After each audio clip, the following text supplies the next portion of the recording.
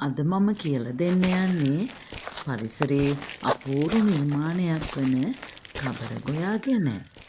ආදී කාලයේ සිට පැවත එන උරග වර්ගයක් තමයි කබරගොයා කියන්නේ. කබරගොයා ගොඩබිම ජලාශිත ප්‍රදේශවල ගස් උඩ වාසය කරනවා. දිවා කාලයේ තමයි එළියට එන්නේ. හුදකලාව තමයි ජීවත් වෙන්නේ.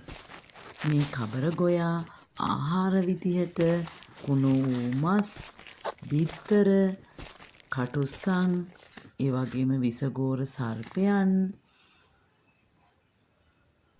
මලපහ, සතුන්ගේ මලපහ ආදිය ආහාරයට ගන්නවා. ඒ වගේම මේ කබරගොයා පරිසරයේ සමතුලිතභාවය රකින්නත් පරිසරයේ අපද්‍රව්‍ය බැහැර කරන්නත් කබරගොයා ප්‍රයෝජනවත් වෙනවා. මිනිසාට කරදරකාරී සත්ත්වයන්, මීයන් වගේ සත්තු ආහාරයටත් ගන්නවා. ඒ වගේම කබරගොයා පරිසරය පිරිසිදු කරන කසල සෝදකයෙක් කියලා අපිට හිතන්නත් පුළුවන්.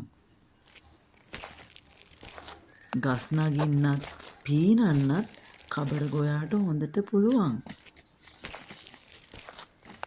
ඒ වගේම කබරගොයාට ශක්තිමත් තියුණු වලිගයක් තියෙනවා.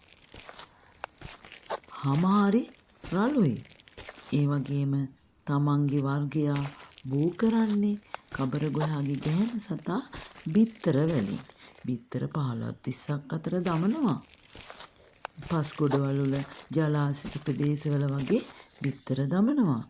නමුත් මේ බිත්තර බොහෝ දුරට විනාශ වෙනවා.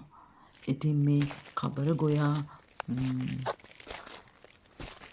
ආරක්ෂිත සතෙක් විදිහට නම් කරලා තියෙනවා. අපි මේ කබරගොයා ආරක්ෂා කළ යුතුයි. පරිසරයේ සමතුලිතතාවය ආරක්ෂා කරන්න නම් මෙවැනි සත්තු අපි ආරක්ෂා කළ යුතුමයි.